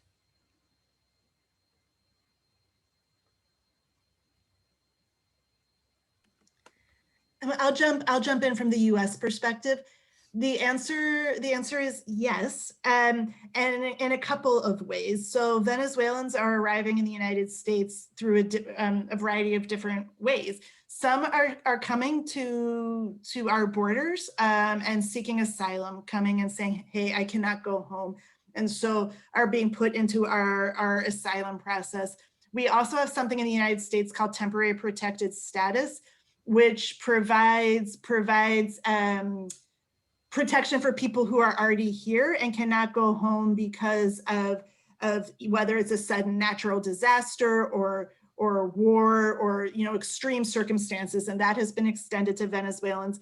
And it is hoped that Venezuelans will start coming through the resettlement program in larger numbers as well. I should also note, just from a HIAS perspective, we are operational in countries throughout Latin America, throughout South America, and working with Venezuelan refugees and asylum seekers throughout the region. So for us, this is one of our top priorities, and making sure that those who need protection in the United States are able to access it. Thanks, Naomi. We've got another anonymous question, who's interested to hear about the panel's thoughts on the role of international volunteers, which was also raised by the previous question.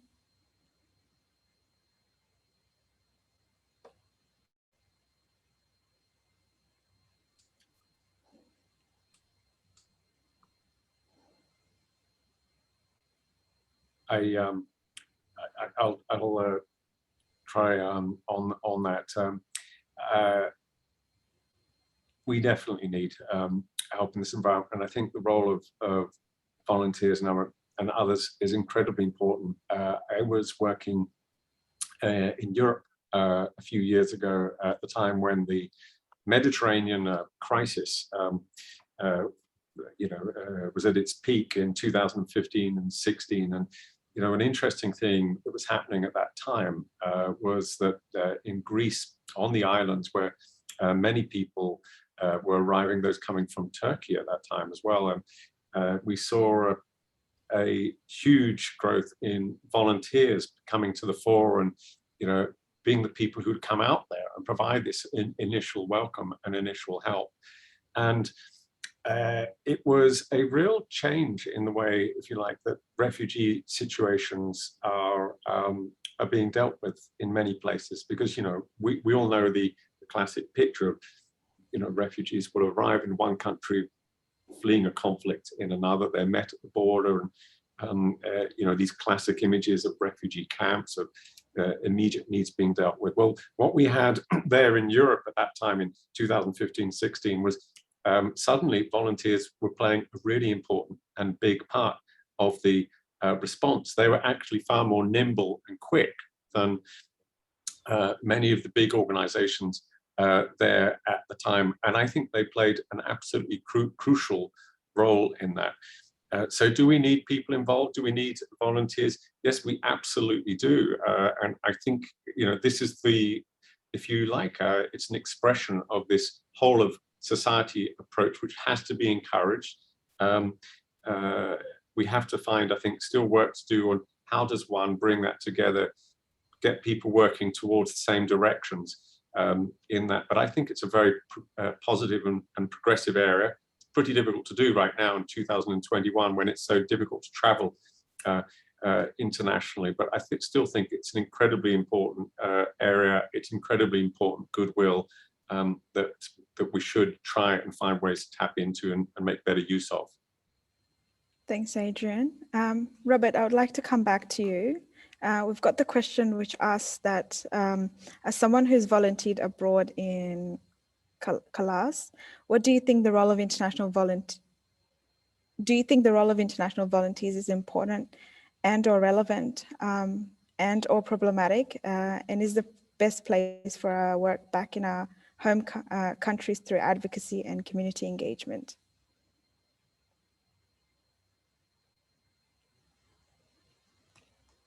If I can talk by giving my organization's example, I think my organization is 12 years old right now. And I can say that for it to be where it is right now, it has benefited a lot from the volunteers and the both local and international volunteers. So to me, I will say yes to that question. I think volunteers still are playing a very big role, and especially in this current situation, supporting people in humanitarian activities. Thank you, Robert. And I do apologize that we didn't get through all the audience questions, but in wrapping up this session, I would like to pose a final question to our panelists.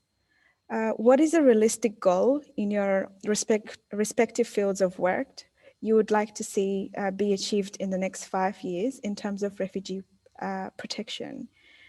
What would you like to be able to say to be achieved by 2026?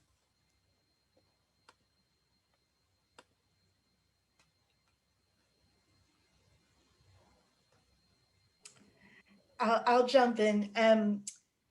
I think, you know, from my perspective, for the US, what I would like is something that I intimated in my remarks, which is a return to bipartisan support for refugee protection and for the depoliticization, that's hard to say, of these issues in the United States, because until we achieve that, we will always be somewhat limited in our ability to make great strides. And what's frustrating is, you know, recent polling and our lived experience working in resettlement communities is that the majority of Americans actually support welcoming refugees, but somehow that hasn't necessarily translated into policy. And we would like to make that connection because, as I said, until the politics in DC cool down a little bit on this, we will have stricter parameters about the progress that we can make. So in due time, in several years, I would like us to have seen a significant amount of progress in that regard. Thanks, Naomi.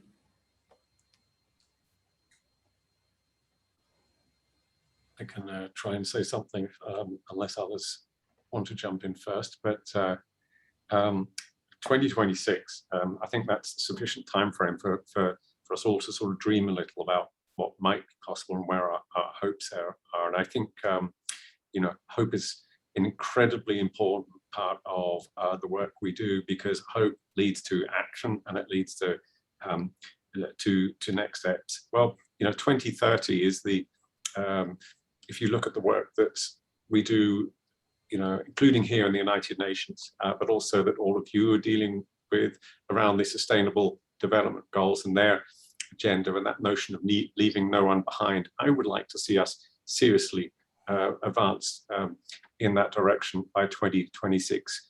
And if I may, just an aspirational one, perhaps at the political level, you know, I think what's come out of the Global Refugee Forum gives so much hope because it gives a whole bunch of areas, innovation, creativity, that allows us all to move forward and start actually dealing with it. So, you know, what would I like to see? I'd like to see countries dealing with it, not dodging it, and trying to move forward so that we really are one society, an inclusive society, working together to overcome some of these real problems, but trying to overcome them better. So let me end on a sort of note of hope like that, and and I'll still be here. I'll report back to you in 2026. Thanks, Adrian. Robert. Yes, to me, in the next 5 years, what I will want to see, of course, I want to see more and more refugees to be included in decision making at all levels, especially on the issues affecting their lives. I want to see refugee-led organizations considered as equal partners. Thank you, Robert. Thank you, Robert. And thank you to all our panelists, Adrian, Naomi, Robert, and Daniel, who's had to leave us to attend a court session. Thank you very much for your reflections, your insights, and wonderful contributions to this very important discussion. And we look forward to seeing you next time in person. And I'd really like to thank the audience for joining us and for sharing their questions. And finally, please join us at our other sessions after the break at 12. And do fill out the 2-minute survey that's been posted on the screen there. Thank you once again. Thank you. Thank you, Sitarah, Adrian, and Robert and Naomi for that great panel discussion. And again, great insight. And when we do come back from a break, we will be looking at the closing remarks and just, reflecting back on the last couple of days and, the issues and questions that have been raised and, having further discussions on that. As you can see, the feedback is there on the page, and you will go in the running to win Share a Meal, Share a Story cookbook. We're going to have a 1-hour break now. We'll be back at 1 p.m. And I'll be joining you. And don't forget that you can access the sessions through the Humanitics links that have been provided for you. So hope you all have a good break, and we'll see you back here at 1 p.m.